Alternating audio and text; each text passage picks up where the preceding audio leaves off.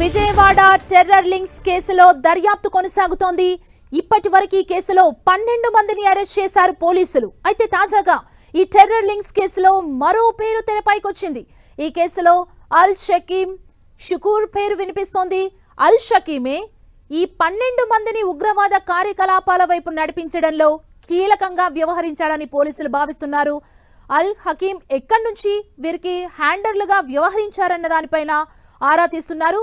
ఓ group ఏర్పాటు చేసి ఈ 12 మంది ఉగ్ర కార్యకలాపాల వైపు నడిచే వరకు మొత్తం కూడా అల్ హకీం కీలకంగా వ్యవహరించినట్లు తెలుస్తోంది. దీంతో వీరందరినీ కస్టడీలోకి తీసుకుని విచారించేందుకు సిద్ధమవుతున్నారు పోలీసులు.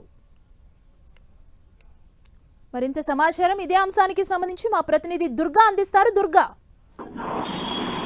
విజయవాడ ఉగ్ర లింక్స్ కి సంబంధించినటువంటి కేసుని పోలీసులు చాలా సీరియస్ గా దర్యాప్తు చేస్తున్నారని చెప్పాలి. ఎందుకంటే ఇప్పటి వరకు ఈ కేసులో 12 మందిని అరెస్ట్ చేయడం జరిగింది. అయితే ఈ 12 మంది వెనక ఎవరున్నారు, ఆ కీ రోల్ ఎవరు పోషించారనే దానికి సంబంధించి కూడా పోలీసులు ఆరా తీస్తున్నారు. ఇందులో భాగంగానే 12 మంది ఎవరైతే అరెస్ట్ అయ్యారో వాళ్ళని విచారించినటువంటి నేపథ్యంలో ఒక కీలకమైనటువంటి వ్యక్తి పేరు తెరపైకి వచ్చింది. అల్ హకీం షుకూర్ అనే ఒక పేరుని వాళ్ళందరూ కూడా పోలీసుల విచారణలో చెప్పినట్టుగా మనకి సమాచారం అందుతుంది.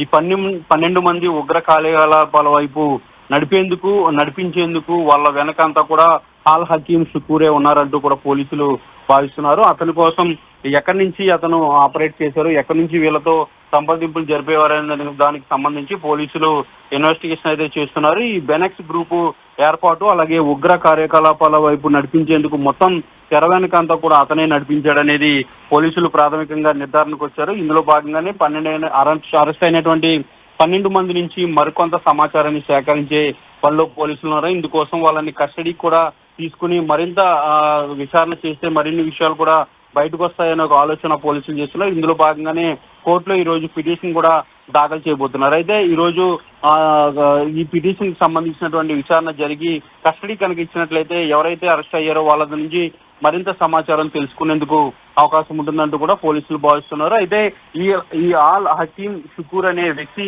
ఎక్కడి నుంచి ఆపరేట్ చేశారు, వీళ్ళందరినీ ఉగ్రవాదం వైపు నడిపించేందుకు అతను ఎలాంటి చర్యలు చేపట్టారు, అతని వెనక ఎవరున్నారు, పెద్దవాళ్ళు ఎవరైనా ఉన్నారా, లేదంటే ఏ సంస్థకు సంబంధించిన లింక్స్ ఉన్నాయనే దానికి ప్రధానంగా